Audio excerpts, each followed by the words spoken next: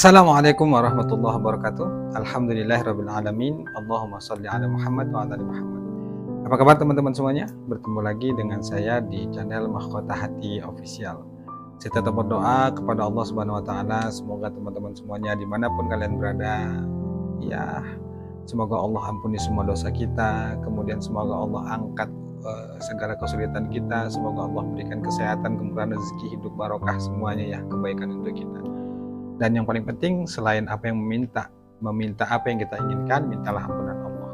Ya teman-teman semuanya, jangan lupa bersyukur ya, karena salah satu ciri orang yang ingin hidupnya berlimpah itu adalah dengan terus bersyukur kepada Allah atas segala apa yang telah diberikan kepadanya.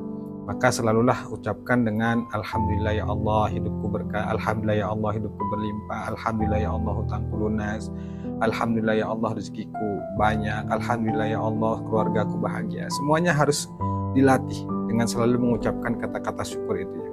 Karena insya Allah ketika kita rutin melakukan syukur kepada Allah dengan selalu merutinkan mengucapkan kata-kata Alhamdulillah ya Allah hidupku barokah, insya Allah, percaya deh, insya Allah kedepannya itu hidup kita akan bahagia, hidup kita akan barokah, hidup kita akan sukses dunia dan akhirat, insya Allah teman-teman semuanya.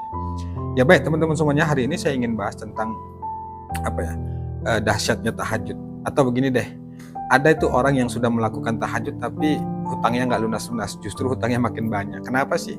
Kan ada tuh ya orang bertanya, Pak, saya sudah sholat, sudah sedekah, sudah tahajud, sudah sholawat, sudah istighfar, sudah mengamalkan semuanya, tapi hutang juga nggak lunas-lunas. Justru hidup makin terpuruk, hidup itu makin susah, kemudian rezeki makin seret gitu ya. Intinya begitu ya pertanyaannya. Saya akan jawab itu.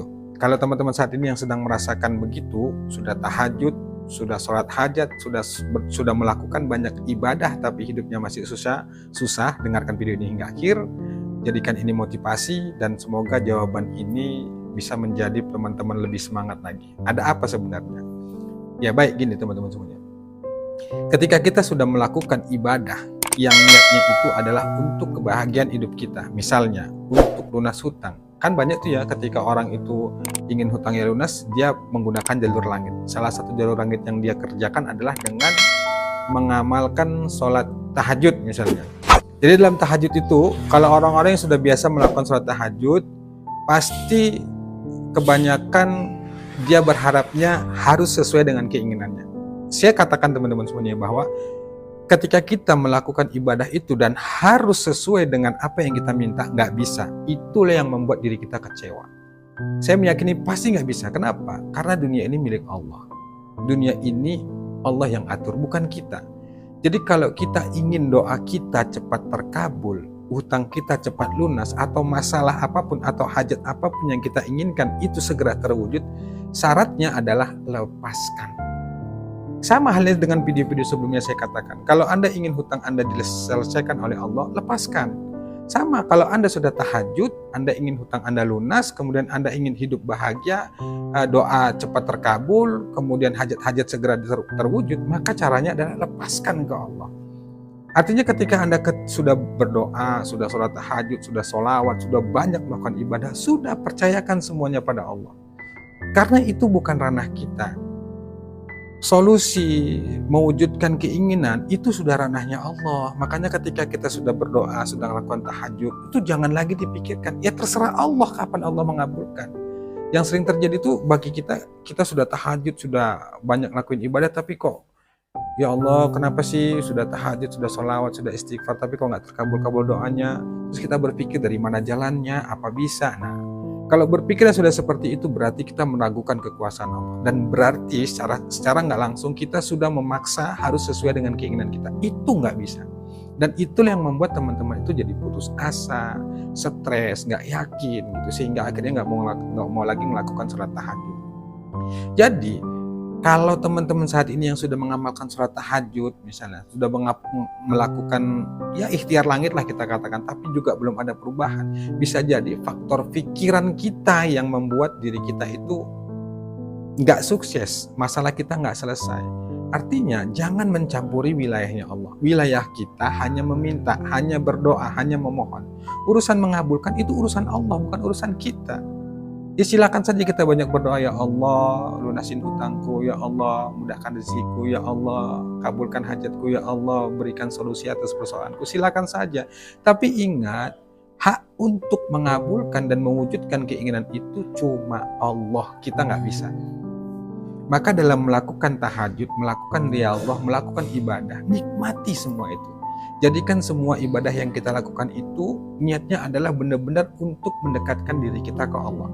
Perkara hasil, perkara keinginan kita supaya segera terwujud itu haknya Allah. Tapi kita harus yakin bahwa Allah itu sudah menjanjikan ketika orang yang meminta kepadaku, kata Allah, pasti kukabulkan. Jadi kalau teman-teman sekarang merasa hidupnya kok makin susah, ya sudah tahajud, itu bisa jadi teman-teman itu terlalu memaksakan pikiran harus sesuai dengan keinginan. Jangan, gak bisa. Memang benar, kita harus punya keyakinan dan berharap yang penuh ke Allah supaya Allah itu kabulkan doa kita.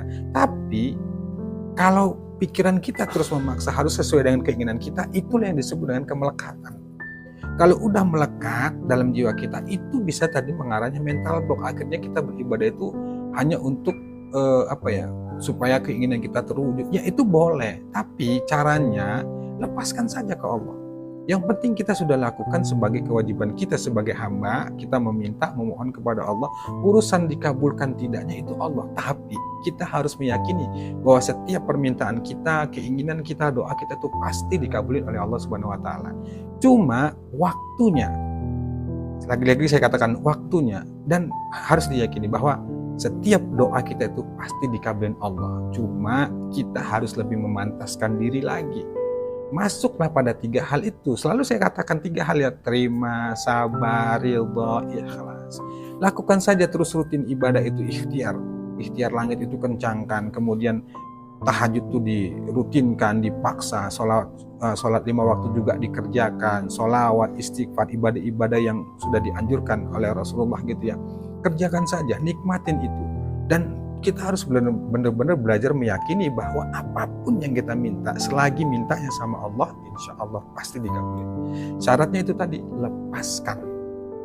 Artinya setelah kita berdoa, ya Allah mudahkan rezekiku, lunaskan hutangku, kemudian kabulkan hajatku, ya Allah berikan jalan atas persoalan hidupku. Sampai di situ saja, selebihnya urusan Allah. Urusan Allah, bukan urusan kita. Cuma kita sebagai hamba harus meyakini bahwa doa kita pasti diijabah.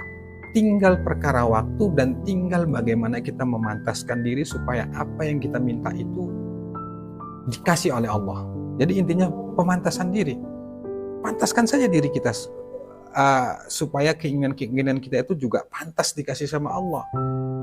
Allah itu belum ngasih keinginan kita, belum melunasin hutang kita, bisa jadi dosa kita masih banyak, kemudian kita belum memantaskan diri sepenuhnya di hadapan Allah, sehingga kita harus lebih berjuang lagi, lebih semangat lagi untuk meningkatkan ibadah kita, untuk meningkatkan diri kita kepada Allah Subhanahu wa Ta'ala. Terus, kalau kita putus asa dalam meminta, mau kemana lagi kalau bukan ke Allah? Sementara yang punya dunia ini Allah, semuanya milik Allah, yang ngatur Allah. Tidak ada Tuhan selain Allah. Semua yang menggenggam, semua perjalanan hidup kita, masa depan kita, itu ada dalam genggaman Allah. Masalah kita selesai, itu atas izin Allah. Hutang kita lunas atas izin Allah. Semuanya Allah, Allah, Allah. Gak ada yang lain. Jadi dalam perkara ini, kalau kita ingin hutang lunas, caranya adalah pantaskan diri kita dan lepaskan ke Allah. Fokus kita perbaikan diri, pemantasan ibadah, perbaikan hati, perbaikan pikiran. Selebihnya terserah Allah. Tapi ingat, sekali lagi saya katakan, harus diyakini bahwa setiap doa yang kita mintakan ke Allah itu pasti dikabulin. Syaratnya sabar. Wasta'inu bis sabri was shalah. Jadikan sabar dan sholat sebagai penolongmu. Jadi kalau kita ingin berdoa ditolong Allah, syaratnya sabar. Sabar. Jadi kalau ingin hutang kita lunas, ya syaratnya juga sabar. Sabar dulu, terima dulu segalanya, terima dulu bahwa kondisi kita lagi sulit, lagi susah. Selebihnya kita minta pertolongan Allah lewat apa? Lewat sholat. Sholat apa? Tahajud, jaga sholat 5 waktu, kemudian ditambah amalan-amalan yang lainnya. Insya Allah pasti dikabulin dan insya Allah pasti hutang-hutang kita lunas. Intinya itu, sabar, ikhlas, ridha, yakin, pasrah, dan lepaskan semuanya itu kepada Allah. yakini bahwa Allah bisa selesaikan itu semua. Karena cara Allah itu ajaib dan unik. Tidak ada yang tidak mungkin bagi Allah, karena semuanya Dia yang menguasai. Kehidupan kita semuanya Allah yang kuasai. Tinggal bagaimana kita, hati pikiran kita, yakin ke Allah atau tidak. Itu teman-teman semua. Oh ya, sebelum saya tutup jangan lupa ya, yang mau bergabung di grup Mahkota Hati silakan hubungin nomor yang ada tertera di monitor ini. Yang mau ikut kelas online juga boleh, karena kita di grup Mahkota itu insya Allah banyak ya teman-teman yang sudah bergabung di sana. Kita sharing terkait masalah utang atau terkait masalah persoalan hidup, insya Allah kita sharing di sana.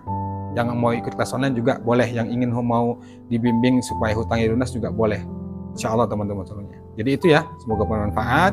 Sekali lagi saya katakan, ketika ingin tahajud kita, doa kita itu cepat dikabulkan Allah, lepaskan, pasrahkan sepenuhnya pada Allah. Kita fokus pada perbaikan diri, perbaikan ibadah, perbaikan mental, perbaikan pikiran. Insya Allah ketika kita fokus ke sana, apa yang kita minta itu akan segera terwujud dan akan cepat dikabulkan oleh Allah Subhanahu wa taala. Oke, demikian.